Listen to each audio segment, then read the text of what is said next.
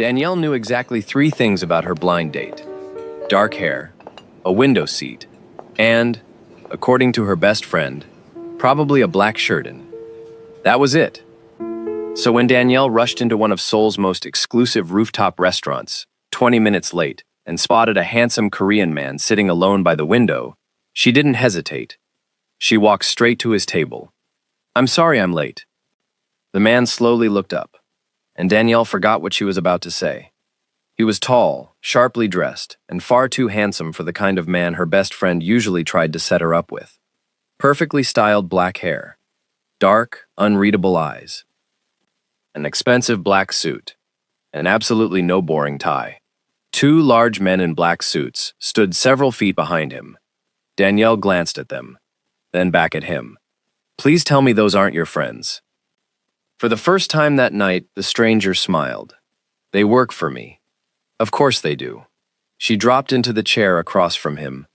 "I'm Danielle." The smile disappeared from his face. "Danielle?" That's usually how introductions work. For a long moment, he simply stared at her. Then one of the men behind him stepped forward. "Sir?" The stranger raised one finger. The man immediately stopped speaking. Danielle noticed. She should have asked questions. Instead, she picked up the menu. "So, are you always this dramatic, or is this just first date behavior?" Something changed in his eyes. Amusement, curiosity, and something darker she couldn't read. "First date? My friend set this up. You are the man I'm supposed to meet, aren't you?" He could have told her the truth. He didn't. Instead, he leaned back in his chair. "Would you leave if I said no?" Danielle studied him. "Depends. Are you boring?" A quiet laugh escaped him. The two men behind him exchanged stunned looks. And that should have been Danielle's second warning. For the next 20 minutes, she teased him. She complained about terrible blind dates. She told him his expensive suit made him look like a man who had never taken public transportation in his life. And every time she made him smile, the people around them seemed more shocked. Danielle had no idea why. She had no idea that the restaurant owner was afraid to approach their table. No idea that the men standing behind him were bodyguards. And no idea that the stranger sitting across from her was Kang Yoo-jin, a man whose name powerful people in Seoul were careful not to say too loudly. Then the restaurant doors opened. A nervous man in a boring tie hurried inside. He checked his phone, looked around, and spotted Danielle. "Danielle?" She turned. The man smiled awkwardly. "I'm Jung-woo. Your friend set us up." The smile vanished from Danielle's face. Slowly, she looked back at the stranger across from her.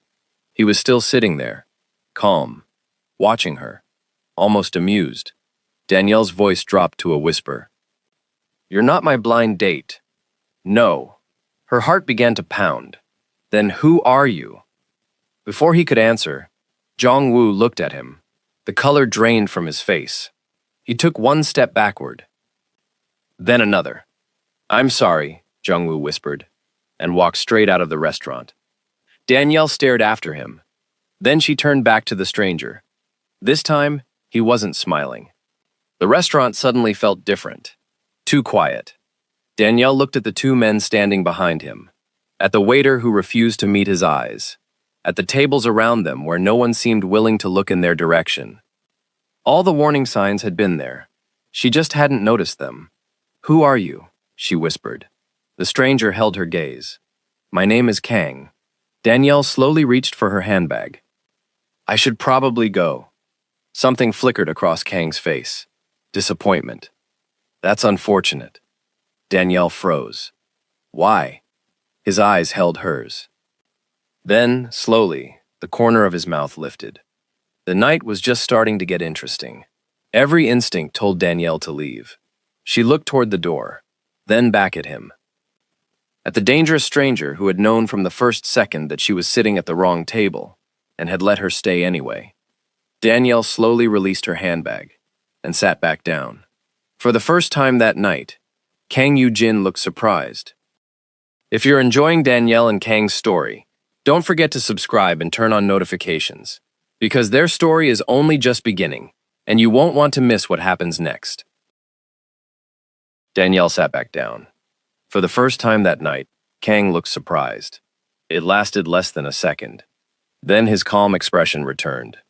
He had expected her to leave. Most people would have. Only minutes earlier, Danielle had believed she was sitting across from an unusually handsome blind date. Now she knew the man in front of her was someone people were genuinely afraid of. The bodyguards. The nervous waiters. The way Jong-woo had taken one look at him and practically escaped from the restaurant. She should have been afraid. Instead, she was curious. 5 more minutes, she said. Kang glanced at his watch. 5? That's all you get. 20 minutes later, Danielle was still there. She learned almost nothing about him. Kang refused to explain why he needed bodyguards. He gave vague answers about his work and offered no explanation for the fear he seemed to inspire everywhere around him. But somehow, he learned plenty about her. Danielle had moved to Seoul 3 years earlier. She was a luxury interior designer who had spent those years building a life and career from nothing. She told him about demanding clients, missed trains, impossible deadlines, and the tiny apartment she had lived in when she first arrived. Kang listened, really listened. That surprised her more than anything else. He rarely interrupted. His eyes never wandered, and whenever Danielle spoke, he watched her as if the rest of the restaurant had disappeared. It was dangerous, not because of who he might be, but because Danielle was beginning to enjoy his attention. Finally, she looked at the time. Her eyes widened. You cheated. Kang raised an eyebrow. My 5 minutes. I never agreed to remind you. Danielle stared at him. Then she grabbed her handbag. She had spent the entire evening trying to discover who he was and had learned almost nothing. Not his business. Not why people feared him. Not even his full name. She looked down at him. So, this is where you finally tell me your full name? No. Danielle stared at him. That's it? You asked? I answered. She shook her head, fighting a smile. Goodbye, Kang. He watched her turn away. Then Danielle stopped halfway across the restaurant and looked back. For the record, you were definitely more interesting than Jong-woo. Then she disappeared through the doors. The restaurant became quiet again. Kang remained at the table, staring at the empty doorway. One of his bodyguards approached. Sir? Kang's eyes remained on the door. Find out who she is. But Kang already knew more about Danielle than he expected to. She laughed when she was nervous, touched the necklace at her throat when she was thinking. And unlike everyone else, she had wanted nothing from him. She had simply enjoyed his company. For the first time in years, Kang found himself wishing someone would never discover the rest of who he was.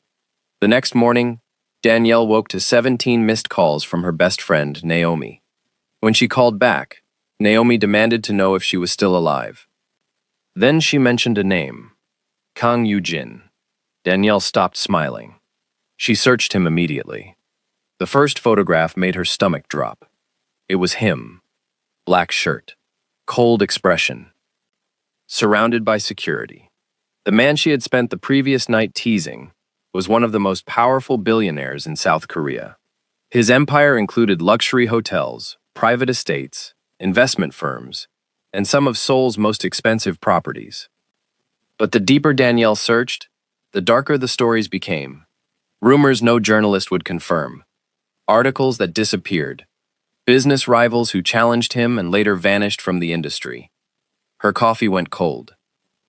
She had teased this man, criticized his shirt, asked if he had ever taken public transportation, and after discovering people were afraid of him, she had stayed. Danielle covered her face. Oh my God. Her phone rang. Unknown number. She answered. Hello? Did you enjoy your research? Danielle froze. Kang, how did you get my number? You left it with the restaurant. That was for the reservation. Yes. Danielle closed her eyes. What do you want? Dinner. We already had dinner. A real one. Danielle smiled before remembering who she was talking to. No. A brief silence followed. Very well. No argument. No persuasion. Goodbye, Danielle. The call ended. Danielle stared at her phone. She had said no. He had accepted it. That was exactly what she wanted, wasn't it? 3 days passed. Kang did not call again. By Friday, Danielle had something more important to think about. Her firm had been shortlisted for the biggest project of her career, the private penthouse of one of Seoul's newest luxury towers. Winning it could change everything. Danielle had spent weeks perfecting her proposal. Warm wood against cold stone. Soft lighting instead of harsh luxury. A penthouse designed not as a showroom, but as a home. She entered the conference room carrying her portfolio. Then stopped. Kang sat at the head of the table. Black shirt. Calm expression. Those same unreadable eyes. Danielle stared at him. Then at her boss. Then back at Kang. You have got to be kidding me. The room went silent. Everyone looked horrified. Kang looked entertained. Then Danielle learned the truth. He owned the building. Of course he did. She slowly took her seat. The most important presentation of her career would be judged by the dangerous billionaire whose dinner invitation she had rejected 3 days earlier. Kang opened her portfolio. Begin. For 1 second, Danielle wondered if he was the reason she had been shortlisted. Then she pushed the thought away. She had earned her place in that room. So she stood and presented. She spoke about space, light, comfort, the difference between an expensive room and one someone actually wanted to return to. Kang listened exactly as he had at dinner, completely. When she finished, he slowly closed the portfolio. You designed this for someone who lives alone. Danielle nodded. Most people design penthouses to impress visitors. And you didn't. No. Why? Danielle glanced at the cold, flawless photographs. Because the person who lives there has to stay after everyone else leaves. Something changed in Kang's expression. For 1 second, the billionaire disappeared. Danielle saw the man who had sat alone beside a window. Then the moment was gone. The project is yours. Danielle froze. Her boss nearly stopped breathing.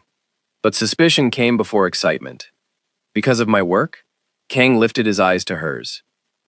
Would you accept it for any other reason? No. Then don't ask questions you already know the answer to. Danielle slowly nodded.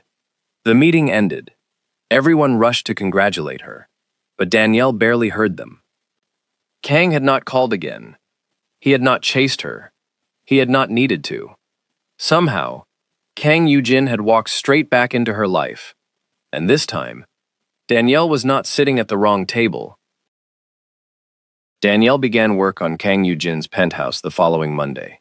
She told herself it was just another project, a very large project, for a very wealthy client, who happened to be the same dangerously handsome man she had mistaken for a blind date. Nothing complicated about that. At least, that was what Danielle told herself. The penthouse occupied the top 2 floors of the tower. It was beautiful and completely empty. Glass walls overlooked Seoul, rare stone covered the floors. Every piece of furniture looked expensive enough to belong in a museum. But there were no photographs, no books, no personal objects. Nothing that suggested a human being actually lived there. It reminded Danielle of Kang. Impressive, controlled, impossible to read. For the first 2 weeks, she barely saw him. He approved budgets through assistants, answered questions with short messages, and somehow knew every detail of the project without appearing to pay attention. Danielle found that irritating, mostly because she had expected to see him. She refused to examine why. Then one evening, she stayed late to review the lighting. The workers had gone home. Rain covered the windows. You changed the lights. Danielle nearly jumped. Kang stood behind her in a black shirt, his sleeves rolled to his forearms. Do you enjoy appearing behind people? No. You're smiling. I am not. He was. Barely. Danielle explained that the original lighting was too cold. It was brighter before, Kang said. Brighter isn't always warmer. His eyes moved to her. Danielle immediately wished she had chosen different words. She looked around the empty room. Do you actually live here? Yes. Where? Kang frowned. There's nothing here. There's furniture. That is the saddest answer you could have given me. Kang almost smiled. That evening was also the first time Danielle discovered he had a cat. Something large and black walked silently across the room, jumped onto the table, and sat directly on her designs. Danielle stared. The cat stared back. Kang. He looked up from his phone. There is a cat on my floor plan. Yes. You own a cat? Yes. The cat was enormous, fluffy, and deeply unimpressed by her presence. What's his name? Chairman. Danielle slowly turned toward him. You named your cat Chairman? He likes authority. As if to prove the point, Chairman stretched across the entire floor plan. Danielle tried to move him. He refused. Kang watched from across the room.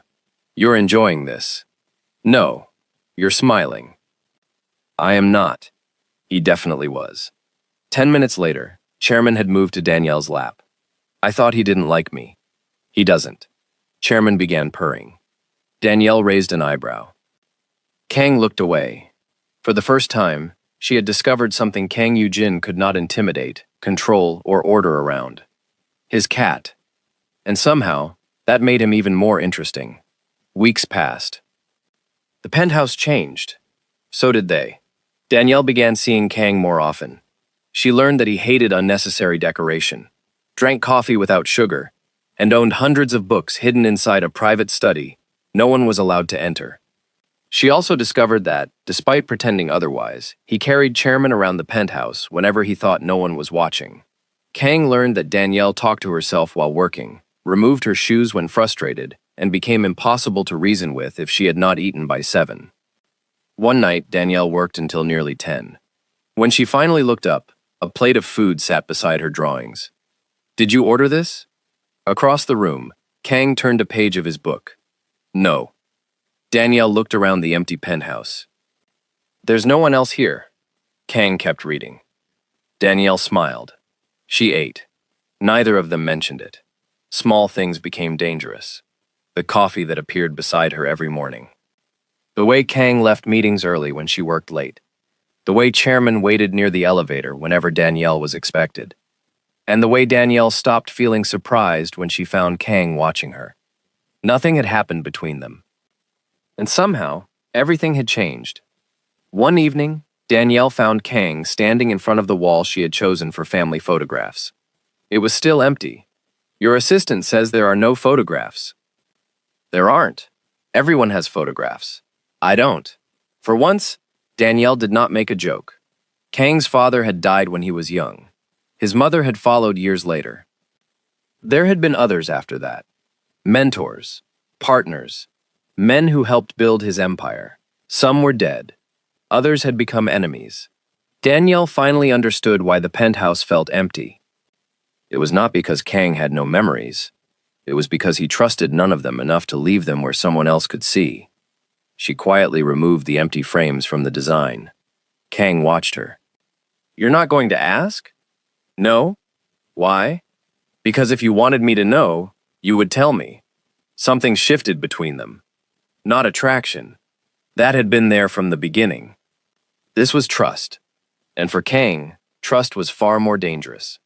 2 months after the project began, Danielle arrived at the penthouse and found it full of strangers. Men in dark suits moved through the rooms.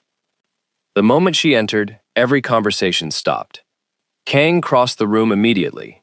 You shouldn't be here. His voice was cold, sharp.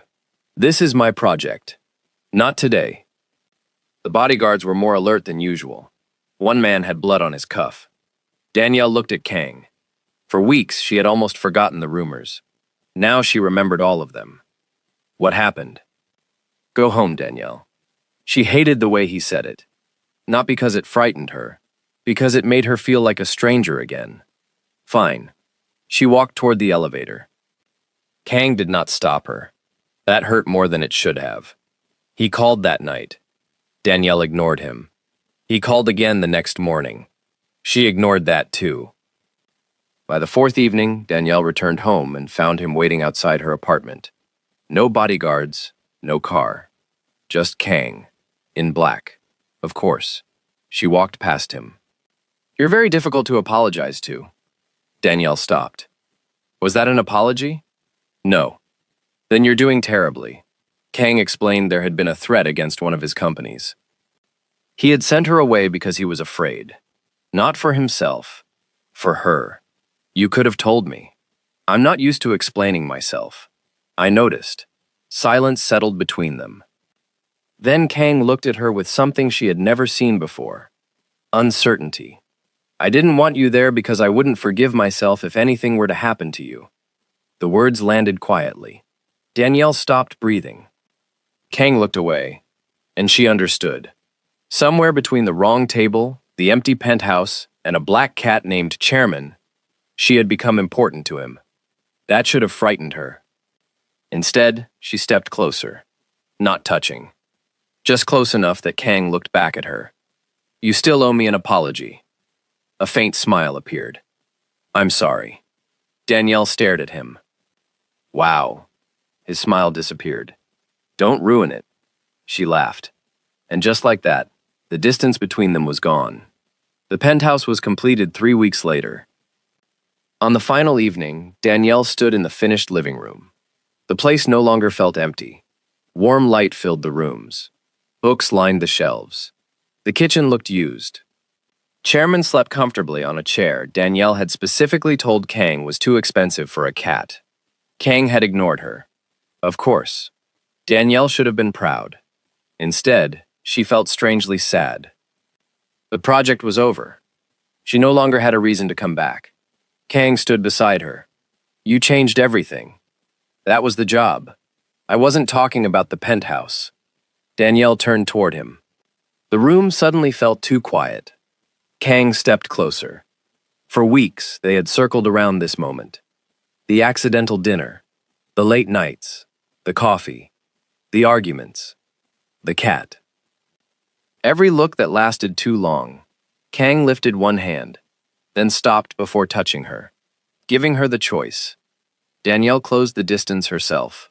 Their first kiss was quiet, brief. Nothing like the dangerous man the world believed Kang to be. When they separated, Danielle looked at him. This is a terrible idea. Yes? You agree? Completely. Danielle smiled. Then kissed him again. Across the room, Chairman opened one eye, looked at them, and went back to sleep. For the first time since Danielle had sat at the wrong table, neither of them pretended this was an accident. Dating Kang Yoo-jin was nothing like Danielle expected, mostly because Kang refused to admit they were dating. He simply began appearing in her life more often. A car waited outside her office when it rained. Coffee arrived before difficult meetings. And every Friday evening, Kang somehow ended up outside her apartment in a black shirt, acting as though dinner had been her idea. Naomi noticed immediately. You're dating him. I am not? Danielle. He owns a cat. Naomi stared at her. Danielle realized that was not a defense. The truth was, she was happy. Around everyone else, Kang remained cold, controlled, and impossible to approach. But Danielle knew the man who secretly carried Chairman through the penthouse at night. The man who never said he missed her but appeared after 2 days apart. Kang did not know how to be ordinary. Danielle was beginning to love him anyway. One Saturday morning, Danielle arrived at the penthouse and found Kang staring at a frying pan. Chairman sat beside him on the counter. Both looked equally confused. What are you doing? Cooking. Danielle looked into the pan. No, you're not. 20 minutes later, the kitchen was a disaster. Danielle had flour on her dress.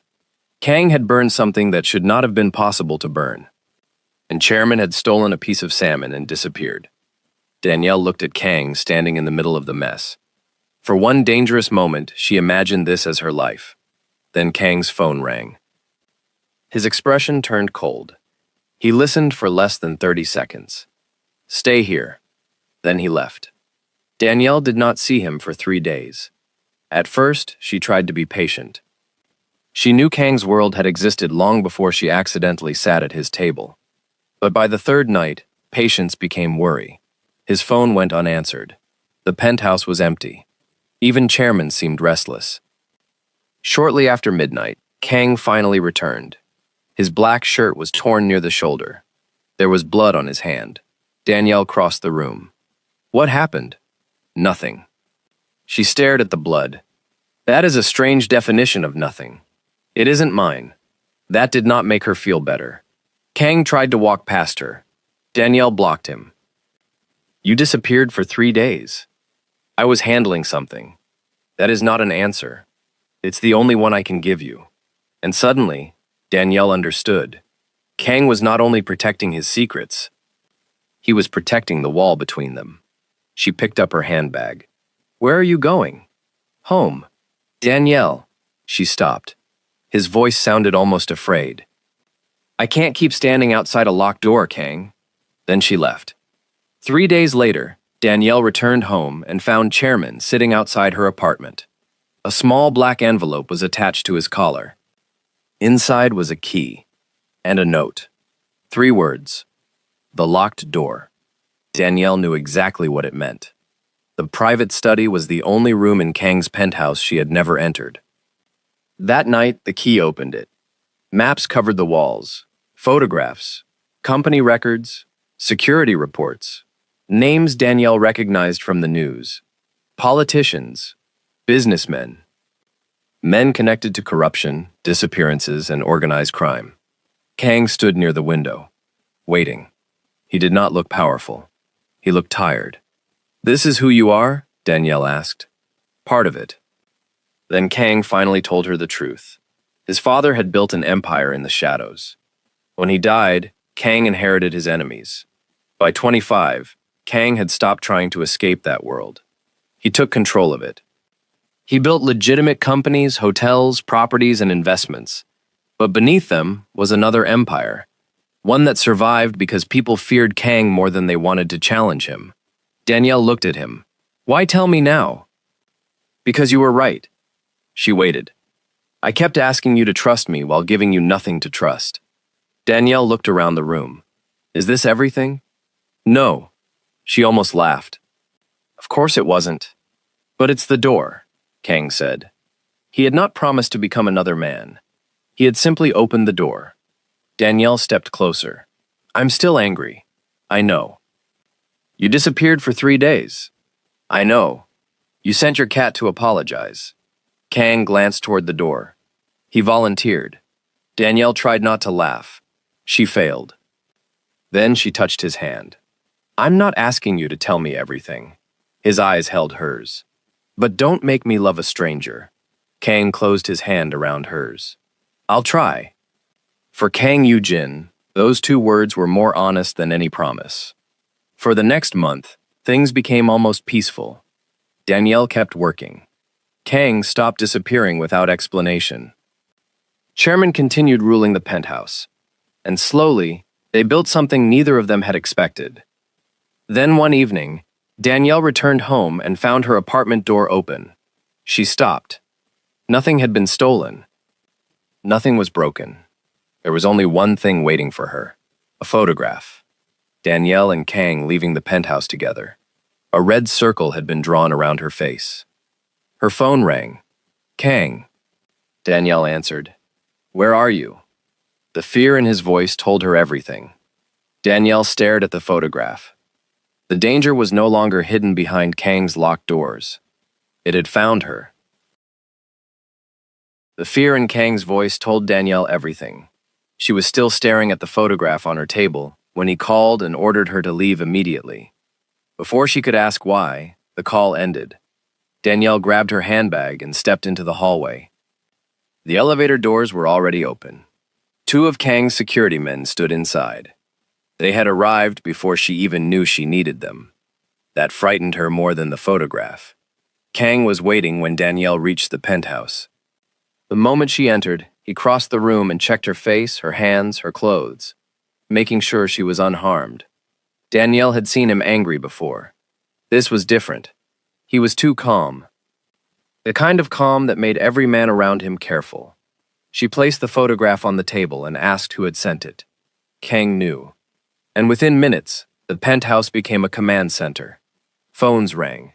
Men arrived, names were exchanged. Danielle understood very little of what was happening. But she understood Kang. He was disappearing again. Not physically. Behind the cold expression, the controlled voice, The version of himself that felt nothing because feeling made people vulnerable. Danielle followed him into the private study and accused him of shutting her out. Kang insisted he was protecting her, but Danielle knew those were not the same thing. Eventually, he told her the truth. The photograph had come from Min Seok-hyun, a man who had once worked with Kang's father. Years earlier, Kang had forced him out of the empire. Min had waited ever since. And now he had found something Kang had never had before. Someone to lose. Danielle finally understood. She was not the target because of anything she had done. She was the target because Kang loved her. The realization should have felt romantic. It didn't. It felt terrifying. Kang decided she would leave Seoul that night and stay somewhere safe until the threat was over. Danielle refused. He tried to make the decision for her. And that was when she finally understood what he was really doing. This wasn't only about protecting her. Kang was preparing to lose her before someone else could take her from him. He believed sending her away would make it hurt less. Danielle called him a coward. One of the most feared men in Seoul had faced enemies without hesitation. But love terrified him. He had opened the door to his world, yet the moment she stepped too far inside, he tried to push her back out. Kang insisted he was only trying to keep her alive. Danielle told him she was trying to stay. The words stopped him. She did not want to be part of his dangerous world. She only wanted him to stop treating love like another weakness he had to hide. For a long moment, Kang said nothing. Then, for perhaps the first time in his life, he admitted something he could not control. "I don't know how to do this." Danielle reached for his hand. "Neither do I." So they made a plan together. Danielle moved into the penthouse temporarily. Chairman reacted as though the entire arrangement had been his idea. Kang increased security around her office. Danielle complained. Nothing changed. But Kang kept his promise. He stopped disappearing. He told her when he left, where he was going, and when he expected to return. 3 days later, the threat ended. Min Seok-hyun was arrested after financial records connected him to years of fraud, blackmail, and corruption. Kang claimed he had nothing to do with how the evidence reached the authorities. Danielle didn't believe him. She didn't need to. The danger passed, but something between them had changed. This time, Kang had not protected her by pushing her away. He had let her stay. 6 months later, Danielle opened her own design studio. The opening night was crowded with clients, journalists, friends, and people who suddenly remembered they had always believed in her. Naomi cried. Danielle pretended not to notice. Kang arrived late. Of course. Dressed in black, with his usual calm expression and 2 bodyguards several steps behind him. The room changed when he entered. People moved aside. Conversations became quieter. But Danielle only smiled. She remembered another room, another night, another table. When Kang blamed his lateness on traffic, Danielle reminded him that he owned a helicopter. His answer made her laugh. The night was just starting to get interesting. He had remembered the night they met. Of course he had. Kang looked around the studio. Everything in the room belonged to Danielle. Her work, her name, her life. He had not bought it for her. He had not arranged it. Danielle wanted one thing no one could say. Kang Yoo-jin had given her. So he had done something far more difficult. He had stood back. Then he told her he was proud of her. Coming from Kang, the words meant more than a speech. Danielle reached for his hand. And this time, neither of them cared who was watching. Later that night, they returned to the penthouse. Chairman was waiting by the elevator. The enormous black cat ignored Kang completely and went straight to Danielle. She carried him into the living room and noticed a small black box on the table. Inside was a key. Not the temporary key she already had, a permanent one. Kang was asking her to stay. No grand speech. No crowd. No dramatic promise that his world would ever become easy. Just a key. From a man who once refused to tell her his full name. Danielle smiled. Most men would have asked properly.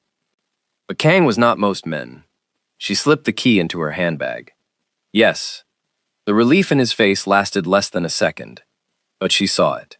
Danielle kissed him. Behind them, Chairman jumped onto the table and pushed the empty box onto the floor. And in the home that had once contained nothing personal, Danielle laughed. Chairman demanded attention, and Kang Yoo-jin finally stopped living like a man who expected everyone he loved to disappear. The woman who sat at the wrong table had found the right man, and the man who once refused to tell her his full name had given her a key to his home. Their life would never be perfectly ordinary. It might never be completely safe, but it was theirs. And this time, Danielle knew exactly whose table she had chosen. If you enjoyed Danielle and Kang's story, tell me in the comments. Did you know from the beginning that the wrong table would lead her to the right man? And for more unforgettable stories filled with danger, secrets, and unexpected romance, like this video, subscribe and turn on notifications. Because the next mistake might change everything.